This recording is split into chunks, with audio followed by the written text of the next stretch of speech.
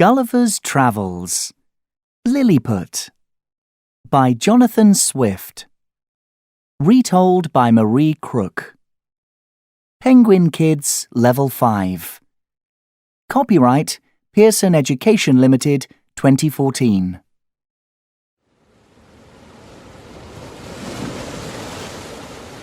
Gulliver was a very clever young man who loved to have adventures. He had a nice life, but Gulliver wanted to see the world. Gulliver enjoyed learning new languages and meeting new people. So, when Gulliver could, he left his life behind and went on voyages across the sea. He wanted to meet new people and to see and learn new things. This story is about Gulliver's greatest adventure ever.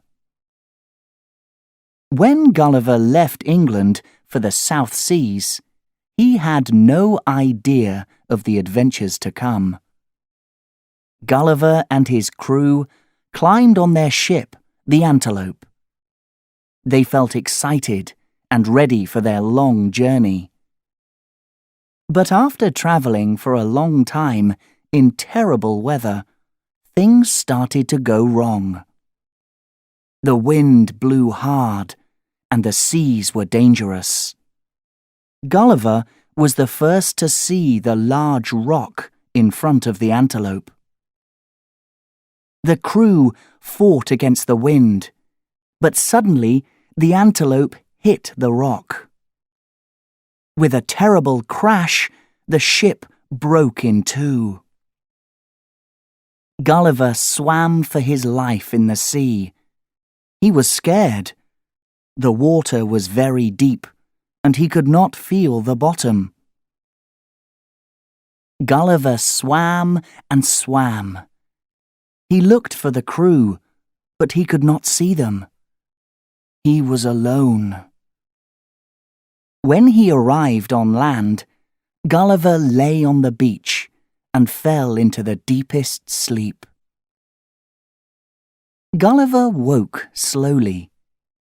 He felt terrible. He did not know where he was. He remembered the crew and he felt sad. Where were they? He tried to move his hand. He could not. He tried to move his head, but he could not. He tried to move his legs and feet, but he could not move any of his body at all. It was hot, and Gulliver could feel the sun on his face and body. Was this a bad dream? Then Gulliver felt something move on his leg. What was it?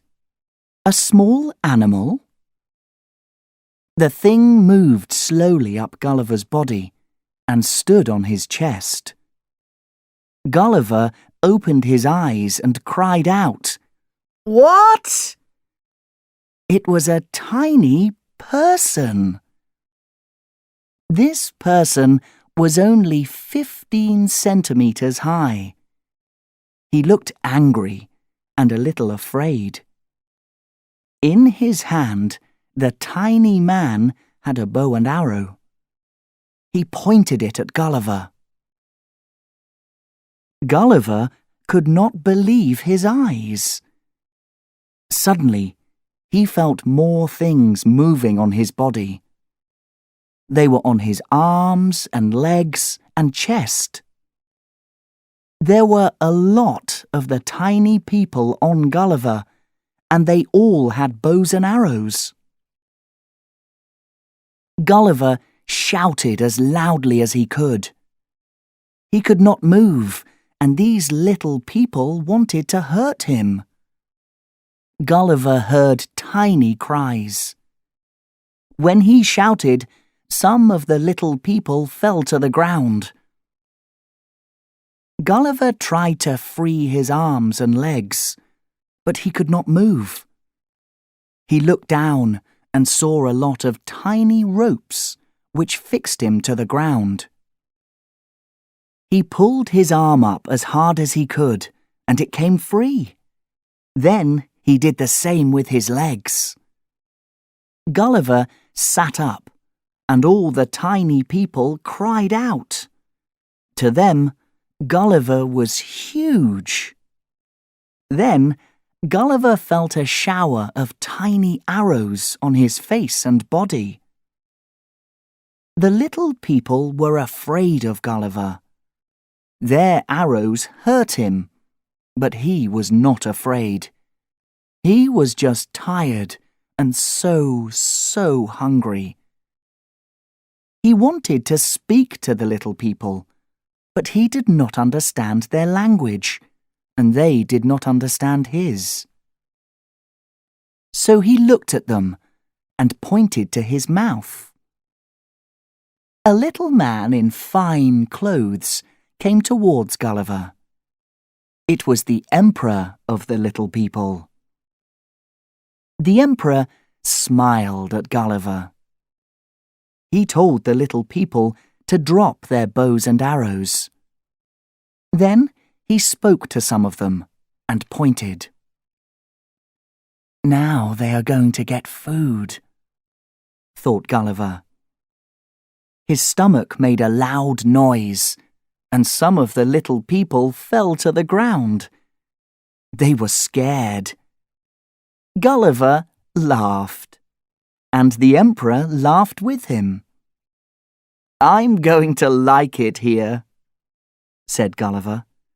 And the emperor, who did not understand a word, laughed again. Soon the little people brought food. Everything was tiny. They brought tiny chickens, tiny fish, tiny plates of bread, salad and vegetables, and tiny cakes and sweets. It was all tiny, but they brought a lot. Gulliver felt much better after a good dinner. After some time, the little people started to work on a place where Gulliver could sleep. They all brought their beds and blankets and put them together to make a big bed for their new friend. Gulliver learned their language. The name of the island, the people told him, was Lilliput. The people were Lilliputians. Gulliver enjoyed talking to the Lilliputians and playing with them.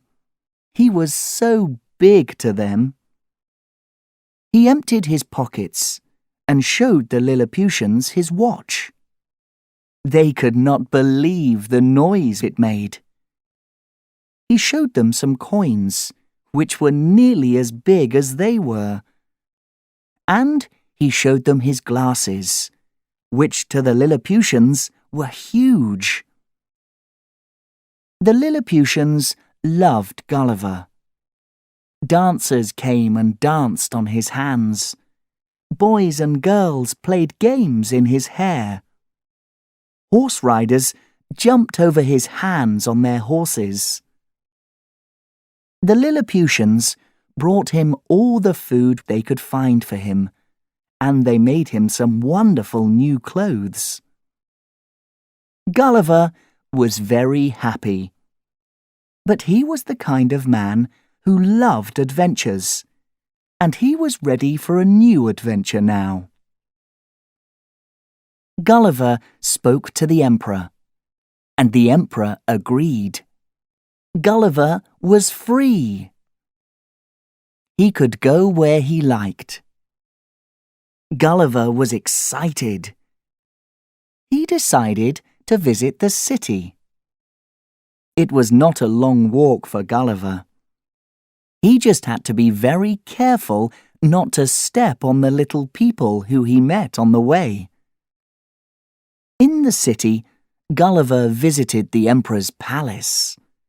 It was beautiful, but very tiny, so Gulliver could not go inside. Then Gulliver had an idea.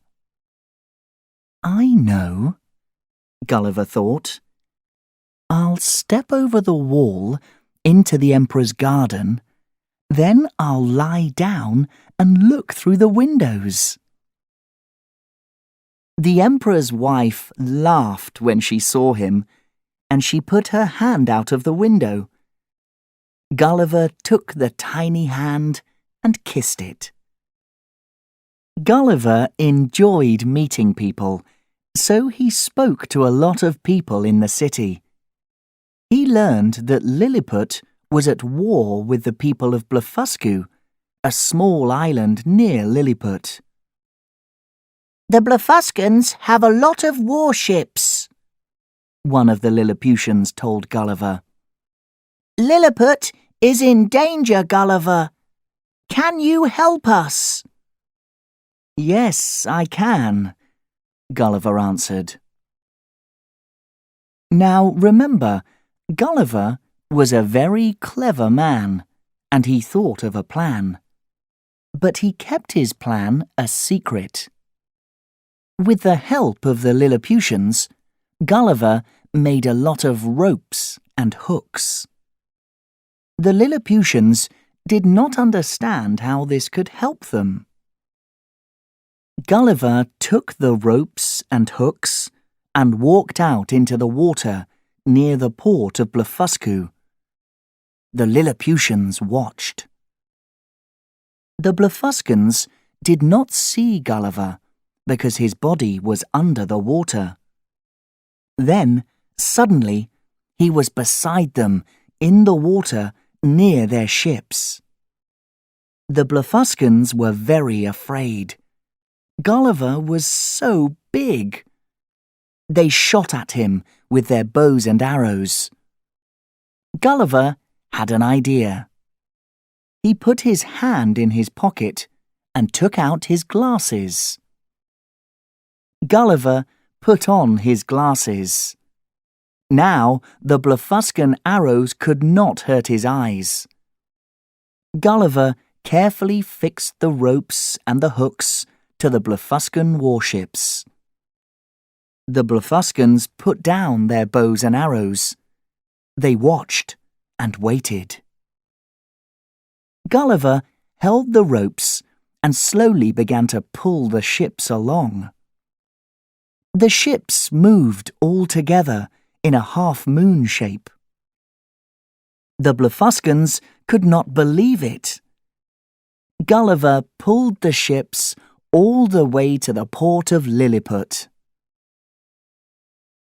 The Emperor and all the people of Lilliput waited at the port. They saw the ships before they saw Gulliver, who was up to his chest in water. Then they heard Gulliver cry out in his loudest voice, "Long live the Emperor of Lilliput!"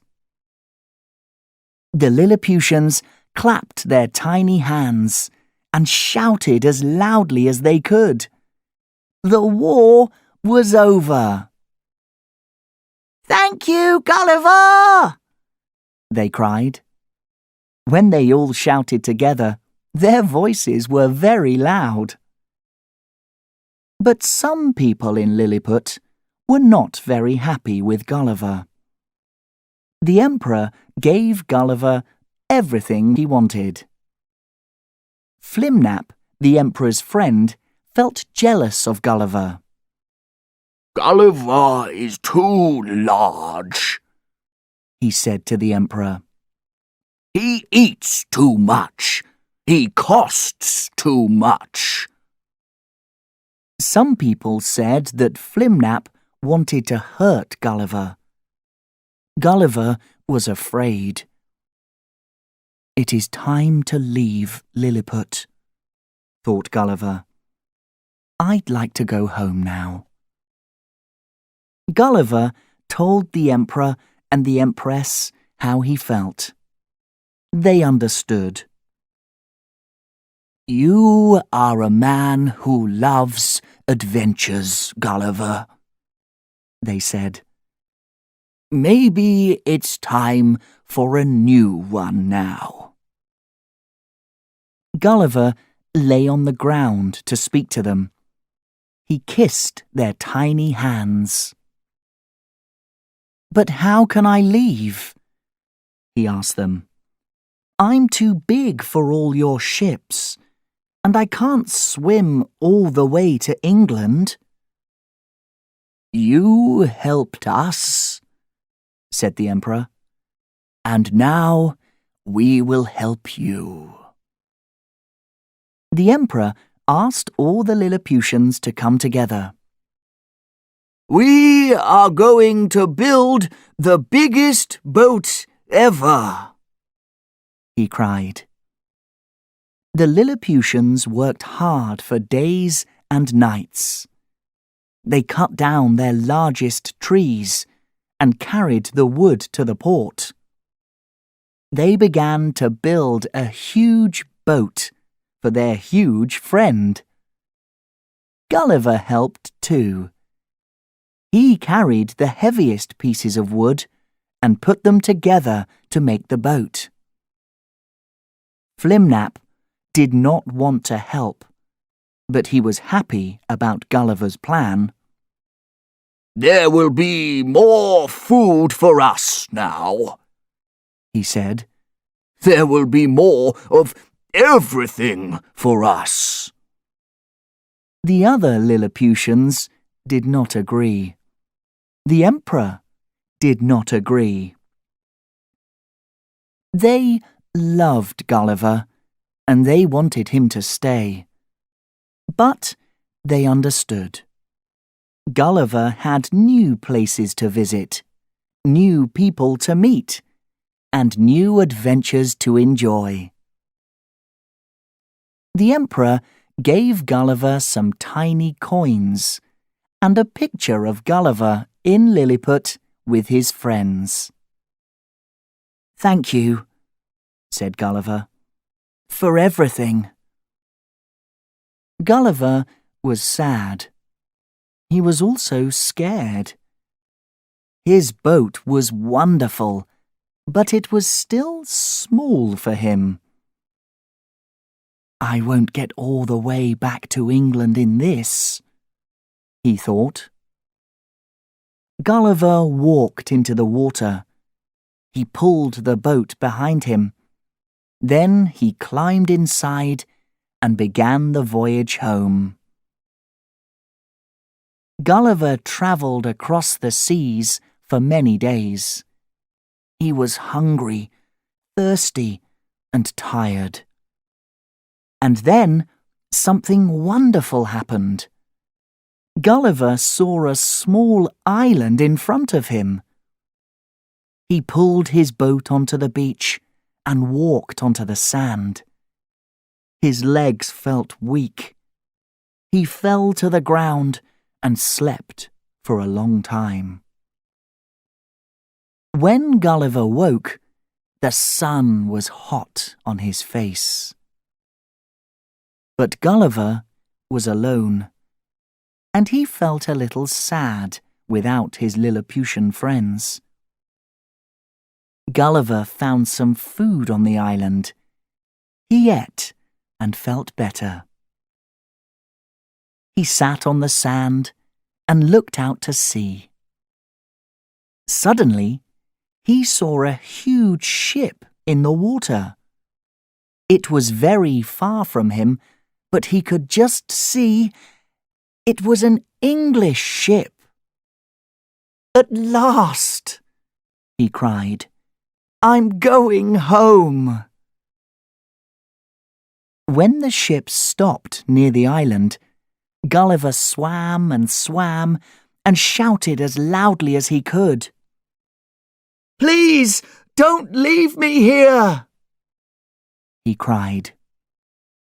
The ship's crew heard him, and they helped him onto the ship. Gulliver drank some water and ate a meal.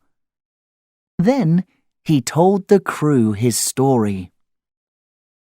"It feels so good to speak English," he said.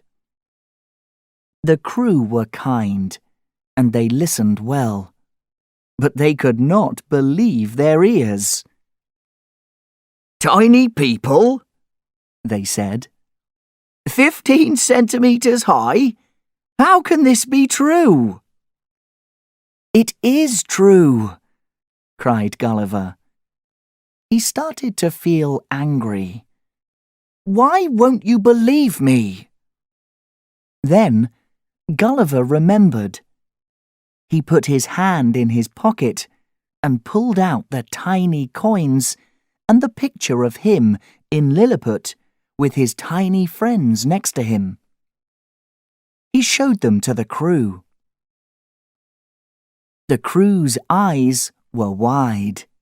Ah, maybe this story is true, they said. When Gulliver returned to England, he told his story again and again. Some people believed him, and some did not. Gulliver just smiled. Gulliver did not stay in England for long. His ears became bored of the English language. His eyes became bored of the people, who all looked the same to him. He wanted to see new things, hear new things, and learn new things. This was Gulliver. He loved adventures. It was time for a new one.